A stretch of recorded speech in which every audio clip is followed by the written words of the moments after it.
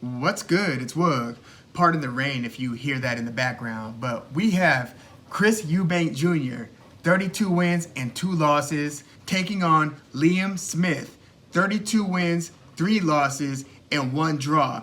Chris Eubank is what I would consider a financial victim of one of the biggest cancellations of 2022, and that is when Chris Eubank was supposed to square off against welterweight Conor Benn, going up in weight to meet Chris Eubank at a near middleweight catchweight. I think it was 157, 158, and that fight was obviously postponed or canceled, at least as it stands now, because of Conor Benn's positive PED test. So I think that having that fight scheduled still had Chris Eubank's name in the press way more than he was used to having it, especially over the past couple of years. Now, Chris Eubank, he has had a career at middleweight, and then he had some success at 168. Yes, he did lose to George Groves in that World Boxing Super Series, and even down at 160 middleweight, he had lost way back in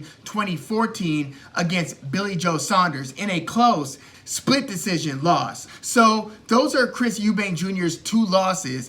But after that second loss, the one to George Groves in February of 2018, he then had 2 fights later, a fight against James DeGale, the former longtime 168-pound champion. And yes, it was a fading James DeGale, but that was a pretty high-profile fight. And it was an outstanding performance for Chris Eubank Jr. He won via unanimous decision, wasn't a particularly close fight. James DeGale did retire after that loss, but I thought that that was a moment that was going to then catapult Chris Eubank Jr.'s name into bigger and bigger fights. But Chris Eubank Jr. returned to the ring, I would say about 8 to 10 months later, and it was on his short stint at PBC, and it was against Matt Korobov, who you might remember gave Jermall Charlo all types of problems a few years back. But Matt Korobov injured his shoulder in the second round of that fight, so that really didn't show us anything in terms of how good Chris Eubank Jr. could be. And that was December 2019, so then COVID hit a few months later. Chris Eubank Jr. didn't fight at all in 2020 and didn't return to the ring until May of the following year. So you've got that type of a gap where if you eliminate that Matt Korobov fight, because again, that was only a 2-rounder, then Korobov got hurt. James DeGale was in February 2019, and then Chris Eubank Jr. returned to the ring in May of 2021. That's over 2 years of either inactivity or we'll say near inactivity. So by that point, I felt like that moment that Chris Eubank Jr. was having was basically lost. Any momentum that he would have gathered by beating somebody the caliber and the name recognition of a James DeGale, it was almost all for naught, because when he did return to the ring, it was against Marcus Morrison, little known Marcus Morrison, and then a few months later, his next fight was against another little known Wanik Aldejan. He won via decision against Morrison and then stopped Aldejan in the 5th round. So at this point, he's at least fighting every few months. But again, I feel like he really didn't do his momentum any good with that in-between period. But then in his next fight, he fought Liam Williams, who at least has a little more name recognition. And this was in February of 2022. And Chris Eubank Jr. looked very good. I mean, he was training with Roy Jones. By this point, he'd been training with Roy Jones over the past few fights. But you started seeing some of the Roy Jones-like attributes where he moves around the ring, feints a good amount, will throw 1 or 2 quick punches, very quick punches, and will counter very well. I mean, Liam Williams, a pressure fighter, was getting caught coming in time after time, dropped multiple times. But then Chris Eubank Jr. started to slow up a little bit in the last few rounds. He more or less had the fight won. And I think he dropped Liam Williams again in the second half of the fight. But this was a pretty damn good, impressive victory for Chris Eubank Jr. I think he looked every bit as good against Liam Williams as Demetrius Andrade did. So by this point, okay, Chris Eubank Jr. started to regather a lot of that momentum, and then he was going to have that. It was kind of a super fight, even though their resumes in a vacuum don't merit super fight status. They weren't super fighters, but because of their dad's legacies and their dad's histories fighting each other twice, it became a super fight, especially in the UK. So again, that fight ended up falling apart. Big disappointment, big missed opportunity financially and exposure-wise for Chris Eubank Jr. But again, I think that just having his name in the press that much, and also some of the trolling that he's been doing, I do think that the celebrity-style fight culture has kind of rubbed off on Chris Eubank Jr. I think he showed up to one of those like KSI events. I think it was the one where KSI fought twice in the same day. But I think that he was enamored by the audience turnout. And so you see him start to adopt a lot of the trolling methods that's going to keep you in the press even if you're not in the ring. So now he's going to be fighting Liam Smith, who has only lost to Canelo via stoppage back in 2016, and then against Jaime Munguia, when Munguia was just looking like a monster of a 154-pounder. And Liam Smith did go the distance against 154-pound Jaime Munguia. And then his only other losses against Magomed Kurbanov, who some of you guys might not have heard about, but Kurbanov is actually pretty good. He's still an undefeated fighter. He's out of Dagestan for you Khabib Nurmagomedov fans. And Artur Beterbiev also, originates from that Dagestan region. But yeah, Kurbanov, still undefeated, has also beaten Patrick Teixeira, who you might remember was the guy who Brian Castano beat for that share of the 154-pound title that he would then bring into the fights against Jermell Charlo. So yeah, Kurbanov has now beaten Liam Smith and Patrick Teixeira. So keep your eye on him. We'll see if he could get the fighters who matter in the ring with him. But yeah, those are Liam Smith's 3 defeats. And he lost via decision, unanimous decision, but via decision to Magomed Kurbanov. But Liam Smith has been on a bit of a resurgence since that last loss. He beat Anthony Fowler, stopping him in the 8th round. He beat Jesse Vargas, who really never belonged at 154. Jesse Vargas was, a 147 guy. I think he was a 140-pound guy before that. But yeah, Jesse Vargas should probably retire at this point or go back down to 147. But I don't think 154 is for Jesse Vargas. But yeah, that was Liam Smith's 2nd consecutive win after that last loss to Kurbanov.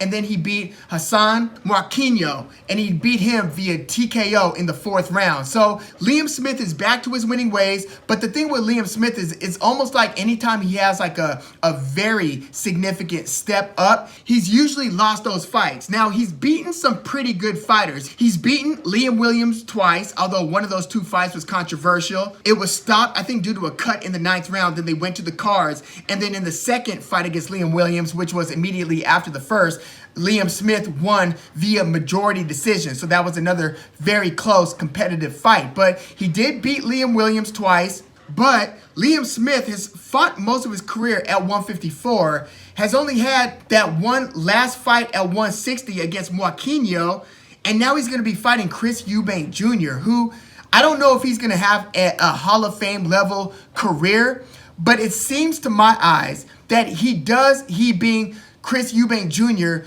does have championship level talent. Like, you look at the guy's hand speed and his punching power and his reflexes, and you're like, if he could put these together, which, I mean, he more or less does put them together, but if he's in the ring against the right guys, not George Groves at 168, but now that he's settled back into the middleweight division, yeah, I can see him becoming a champion here. And I think that this might be a little bit more than Liam Smith can handle. Now, Liam Smith is an intelligent pressure fighter who does have some pop. I don't know how much pop is going to carry to 160, but Liam Smith does also have a good chin. Again, he went the 12-round distance against Jaime Munguia, who does always come in guns blazing. So I believe in Liam Smith's chin. I believe in his tenacity too. He's tough to deter or to discourage, which is kind of what Chris Eubank Jr. is looking to do in the early rounds. So, I mean, like Liam Williams kept on coming at Chris Eubank Jr., but not with a lot of success. I feel like Liam Smith has a slightly more intelligent approach to crashing the pocket than Liam Williams does. The question is, when Chris Eubank Jr. starts to slow down, because to me, it's not a question of if, it's when he slows down. What is Liam Smith going to be able to do about it? Is he going to be able to win those rounds? Is he going to be able to keep from getting knocked down in the early rounds? Because If Chris Eubank Jr. is able to win, say, 3 or 4 rounds, and then Liam Smith is able to start picking up the intensity and start getting Chris Eubank Jr. to let his hands go more. Because what Chris Eubank Jr. wants is for a mildly paced fight where he's able to dictate the terms of the exchange, kind of sit back and kind of pot shot and throw punches when he wants to throw punches. Liam Smith is going to have to make him throw more punches per round than he wants to throw. So then in the back half of the fight, Liam Smith could conceivably start winning more rounds than Chris Eubank Jr. is winning. But he's going to have to turn that up sooner rather than later. You can't wait till like the 7th or 8th round to start coming on, especially if you've been knocked down once or twice. So Liam Smith cannot get spooked by the speed of Chris Eubank Jr. and the suddenness of his punches. He's got to basically be willing to walk through some fire, maybe come in with a high guard, maybe just come in ways where you're feinting your way in, and you let Chris Eubank Jr. fire those 1 or 2 counters and then keep on coming in. Not quite Sean Porter style, but it's got to be somewhat close to that. You can't expect to win this at range, especially if there are not a ton of punches being thrown. Maybe you could win at mid-range if you are out-voluming him, but you can't let him stick and move and just hit you cleanly and then continue to circle, and then now you're back to following the guy. You more or less have to cut the ring off and, again, force him to throw more punches. I just don't see that working well enough. I think he's going to have his moments. I think he's going to win multiple rounds against Chris Eubank Jr. Maybe 3-4 rounds. But I think that Chris Eubank Jr. is still going to be able to do enough to bank at least, I'll say, 4 out of the first 6 rounds, or maybe 5 out of the first 7 rounds, and then pick up another 1 or 2 rounds towards the end of the fight. So I see Chris Eubank Jr. pulling up. I don't think he's going to stop Liam Smith. Yes, he does have pop. Yes, he does have the ability to catch people cleanly with those counters, but I just don't think he throws enough punches in the last few rounds of the fight to put somebody as tenacious as Liam Smith away. I think that you've got to back Liam Smith up. Instead of countering him cleanly, you've got to put the pressure on him and make him have to look for a place to run and hide. More or less like Canelo Alvarez did back at 154 to stop Liam Smith. But I don't see Chris Eubank Jr. doing that. I think he might score a knockdown,